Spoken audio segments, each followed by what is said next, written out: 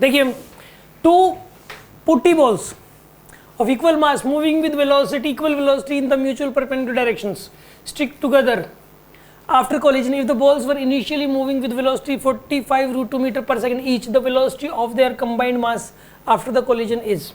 देखो putty balls का मतलब है यहाँ पे शायद क्ले बॉल्स होंगी जो एक दूसरे से चिपक जाती है, ठीक है ना, क्योंकि यहाँ पे मेन पर्पज है एक दूसरे को चिपकाना, इकट्ठी हो जाना। अगर हार्ड बॉल्स होंगी दोनों, तो हार्ड बॉल जैसे प्लास्टिक की बॉल हुई तो वो एक दूसरे के साथ चिपकेंगी नहीं, तो यहाँ पे चिपकाना मेन पर्पज है इसमें, ठीक है ना। तो यहाँ पर दो इक्वल मास की हैं, ये m मास की है और एक दूसरी भी m मास की है, इक्वल वेलोसिटी इन म्यूचुअली परपेंडिकुलर डायरेक्शन, एक v की स्पीड से इधर जा रही है और एक दूसरी m मास की बॉल ये v की स्पीड से ऊपर जा रही है, ठीक है जी। ये सिचुएशन शुरू में आपको दी हुई है। अब सुनो, ये तो कोलिजन से पहले की सिचुएशन है, कोलिजन के बाद मास कितना हो जाएगा इसका 2m, ठीक है, और इसकी वेलोसिटी वेक्टर जो भी आएगा, मतलब जैसे इसका वेलोसिटी वेक्टर मान लो v1 आ जाएगा, ठीक है, जो भी आ जाएगा।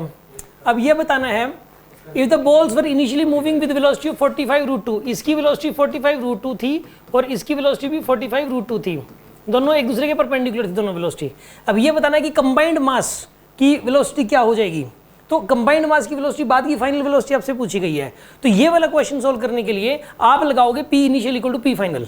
क्या करोगे बताइए इसके अंदर, P initial equals to P final. Initial momentum बताइए क्या हो जाएगा इसका, m इंटू में 45 √2 i कैप, ये हो जाएगा। और इसका इनिशियल मोमेंटम क्या हो जाएगा बताइए, m इंटू में 45 √2 j cap is equals to, यहाँ पे टोटल मास कितना हो जाएगा 2m और वेलोसिटी वेक्टर v बना गया आपके पास।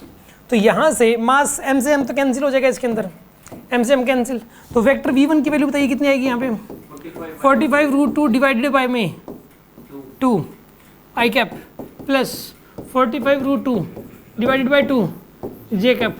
तो आंसर क्या आएगा इसका बताइए 45/√2 और इसका भी 45/√2, तो ये दोनों सेम है, मतलब इधर भी और इधर भी, तो √2 टाइम्स 45/√2 सोल्व करोगे ना, इसका स्क्वायर प्लस इसका स्क्वायर मैग्नीट्यूड लोगे आप, तो 45 आंसर आ जाएगा आपके पास, ये आंसर आएगा।